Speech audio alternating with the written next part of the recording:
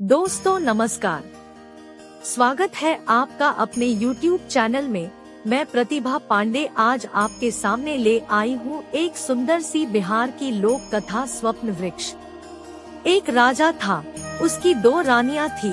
बड़ी रानी का एक और छोटी रानी के 3 पुत्र थे। राजा अपने चारों पुत्रों को बहुत मानता था, लेकिन बड़ी रानी का पुत्र अपने तीनों भाइयों की अपेक्षा अधिक सीधा, ईमानदार और सच्चे स्वभाव का था, इसलिए उसके प्रति राजा का स्नेह कुछ विशेष था। तीनों भाई इसी कारण उससे ईर्ष्या करते थे। एक रात राजा ने एक अद्भुत स्वप्न देखा। स्वप्न में उसने एक पेड़ को विचित्र ढंग से उगते बढ़ते और बड़े पेड़ का आकार लेते देखा। पेड़ की जड़ और उसका तना चांदी के थे, सारी शाखाएं सोने की थी, सारे पत्ते हीरों से जड़े थे और फलों की जगह मोतियों के गुच्छे लटक रहे थे। पेड़ पर एक सुंदर तोता बैठा था। तोता जब प्रसन्न होता तो पेड़ खिला खिला रहता था। तोते के उदास होते ही पेड़ भी मुरझा जाता। राजा को उस पेड़ ने कुछ इस तरह से आकृष्ट कर लिया कि अगले दिन प्रातः काल उसने अपने चारों पुत्रों को बुलवाया और उस अद्भुत लुभावने वृक्ष के विषय में बताते हुए कहा, तुम्हें से जो राजकुमार वैसा वृक्ष ला सकेगा, उसे मैं अपना उत्तराधिकारी बनाऊंगा। इस काम के लिए उसने राजकुमारों को 2 वर्ष का समय दिया। छोटी रानी के तीनों राजकुमारों ने राजा से बहुत सारा धन लिया और वृक्ष की खोज में निकल पड़े। चलते चलते उन्हें एक ऐसा नगर मिला जहां सोने चांदी का काम करने वाले बहुत सारे कारीगर रहते थे। वे तीनों वहीं ठहर गए और कारीगरों से सोने चांदी का पेड़ बनवाने में लग गए। पिता से कुछ पैसे लेकर बड़ा राजकुमार भी भाइयों के पीछे पीछे आ रहा था। तीनों राजकुमारों ने मौका देखकर उसे कुएं में धकेल दिया। संयोगवश एक चरवाहा पानी पीने के लिए वहां रुका। उसने कुएं में रस्सी डालकर राजकुमार को निकाला। राजकुमार ने उसका धन्यवाद किया और अपने भाइयों की करतूत बताई। उसने अपने पिता के विचित्र स्वप्न के विषय में भी बताया। चरवाहे को राजकुमार से सहानुभूति हो रही थी। उसने बताया, यहाँ से कुछ दूर आगे एक जंगल है, वहाँ एक साधु 6 महीने से समाधि में लीन है। उनकी समाधि अब टूटने वाली है। तुम उनके पास जाओ, शायद वे उस पेड़ के विषय में कुछ बता सकें। कई दिनों तक चलने के बाद राजकुमार जंगल में साधु के पास पहुंचा। बहुत दिनों से समाधि में लीन रहने के कारण उनके चारों ओर घास फूस का जंगल बन गया था। राजकुमार ने चारों ओर साफ सफाई की और प्रतीक्षा करने लगा। साधु की समाधि टूटी। वे राजकुमार की सेवा से बहुत प्रसन्न हुए और उसे एक वरदान मांगने के लिए कहा। राजकुमार ने सोने चांदी वाले वृक्ष की मांग कर दी। साधु लज्जित होते हुए बोले, यह तो मेरे वश में नहीं है। आगे दूसरे जंगल में मेरे गुरु हैं, वे शायद तुम्हारी सहायता करें। राजकुमार लंबी यात्रा के बाद दूसरे साधु के पास पहुंचा। वे 1 साल तक सोते थे। राजकुमार उनकी सेवा करता रहा। जागने पर साधु ने प्रसन्न होकर वरदान मांगने के लिए कहा। राजकुमार ने उनसे भी वही वृक्ष मांगा, लेकिन इन साधु महाराज ने भी खेदपूर्वक अपनी असमर्थता जताई। राजकुमार उदास हो गया। साधु ने उसे ढांढस देते हुए कहा, आगे के जंगल में मेरे गुरु हैं, उनमें दैवी शक्ति है, वे अवश्य तुम्हारी मदद करेंगे, तुम उनके पास चले जाओ। राजकुमार आगे बढ़ा। घनघोर जंगल में भटकते भटकते अंततः उसे तीसरे साधु महाराज भी मिल गए। वे भी राजकुमार की मनोकामना पूरी नहीं कर पाए, लेकिन उन्होंने उसे तरकीब बताई। सामने के मंदिर की तरफ इशारा करते हुए उन्होंने कहा, उस मंदिर के देवता की पूजा करो, देवता प्रसन्न होकर तुम्हें एक मणि देंगे। वह मणि तुम्हें पाताल लोक ले जाएगी। वहाँ ढेर सारी परियां रहती है, वे ही तुम्हारी मनोकामना पूरी कर सकती हैं। राजकुमार ने वैसा ही किया और उसे मणि मिल गई। मणि के सहारे वह पाताल लोक पहुंच गया। देवता की मणि देखते ही प्रहरियों ने द्वार खोल दिए। उस दिव्यलोक में कई परियां थी जिनके अलग अलग महल थे। पहला महल चांदी परी का था, वहाँ सब कुछ चांदी का बना था। एक बड़े कमरे में चांदी परी सिंहासन पर बैठी थी। उसने राजकुमार का स्वागत किया और बोली, मैं तुम्हारी ही प्रतीक्षा कर रही थी। राजकुमार ने आश्चर्य से कहा, मैं तो अपने पिता की इच्छा पूरी करने के लिए यहाँ तक आया हूँ, तुम्हें तो मैं जानता भी नहीं। अपनी कुछ विशेषता बताओ। चांदी परी ने कहा, मैं जब चाहूँ चांदी की जड़ और चांदी के तने वाला पेड़ बना सकती हूँ। उसने पलक झपकते ही वैसा पेड़ बनाकर दिखा दिया। राजकुमार ने चांदी परी से कहा, तुम मेरी प्रतीक्षा करो, मैं बाकी परियों के महल भी देखना चाहता हूँ। आगे बढ़ने पर राजकुमार ने एक सोने का महल देखा। वह सोना परी का महल था।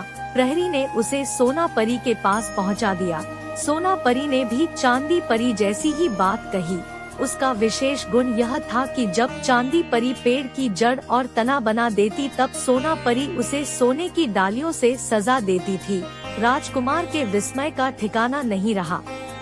सोना परी से आज्ञा लेकर वह आगे बढ़ा तो उसे हीरा परी और फिर मोती परी के महल मिले। वह बारी बारी दोनों परियों से मिला। जब चांदी परी और सोना परी पेड़ की जड़, तना और डालियां बना लेती, तब हीरा परी हीरे के पत्तों से डालियों को सजा देती थी और फिर मोती परी मोतियों के फलों से डालियां भर देती थी।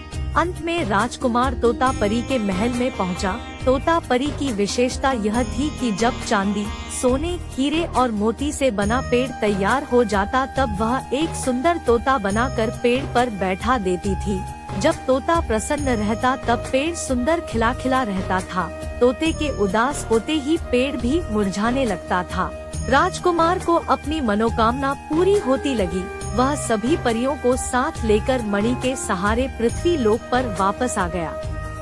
राजकुमार ने मंदिर में देवता की मणि उन्हें लौटा दी और साधु महाराज को धन्यवाद देने गया। उसकी सफलता से साधु महाराज बहुत प्रसन्न हुए। उन्होंने राजकुमार को एक लाठी और एक रस्सी दी जिससे जरूरत पड़ने पर वह रास्ते में परियों सहित अपनी भी रक्षा कर सके। साधु ने बताया कि लाठी और रस्सी की शक्ति से वह जब चाहे किसी को भी अपने पास बुला सकता था। वहाँ से आगे वह दूसरे साधु को भी धन्यवाद देने के लिए रुका। साधु उसकी पितृभक्ति से बहुत प्रभावित हुए और प्रसन्न होकर उसे एक विशेष कटोरा दिया जिससे वह अपनी इच्छानुसार हजारों लोगों को स्वादिष्ट भोजन करा सकता था। अब पहले वाले साधु के पास जाना बाकी था। उनके पास पहुंचकर जब राजकुमार ने सारी बातें बताई तो साधु को विश्वास नहीं हुआ। उन्होंने सोने चांदी का बना पेड़ देखने की इच्छा जताई। राजकुमार के परियों से कहने भर की देर थी और पेड़ बनकर तैयार था। साधु की आंखें चकाचौंध हो गई।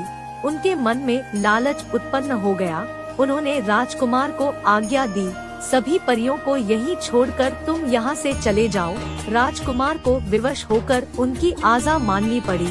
कुछ दूर जाते ही अचानक उसे रस्सी और लाठी की याद आ गई। उसने दोनों से कहा, सभी परियों को साधु से छीन कर ले आओ। कुछ ही पल में सभी परियां राजकुमार के सामने थी। राजा ने वृक्ष लाने के लिए राजकुमारों को 2 वर्ष का समय दिया था। वह समय भी जल्दी ही पूरा होने वाला था। राजकुमार जल्दी जल्दी आगे बढ़ा।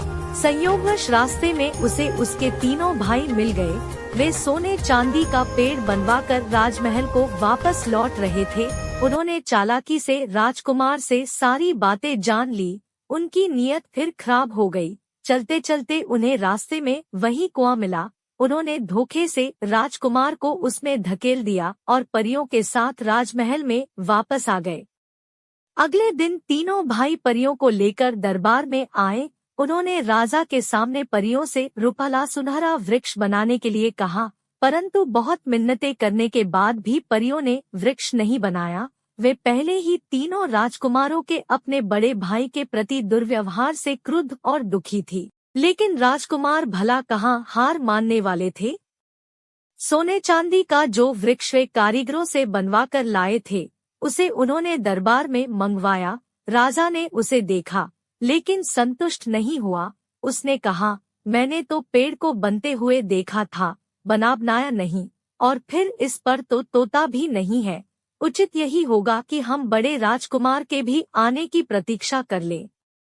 उधर कुएं में गिरे राजकुमार को एक बार फिर उसी चरवाहे ने बचा लिया। राजकुमार ने आभार व्यक्त करते हुए कटोरे की मदद से चरवाहे के परिवार सहित सारे गांव वालों को स्वादिष्ट भोजन कराया।